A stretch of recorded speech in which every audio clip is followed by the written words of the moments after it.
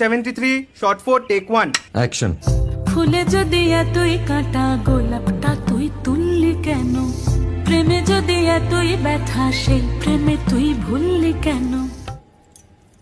কি গো ডাইরেক্টর সাহেব, আমি তো 60 বলে দিয়েছি, কাট তো আর বলতে পারি না, এবার তুমি কাটটা বলো। Got it. Excellent shot, excellent. Madam আপনার সাথে একজন দেখা করতে এসেছে। নমস্কার। নমস্কার। বসুন।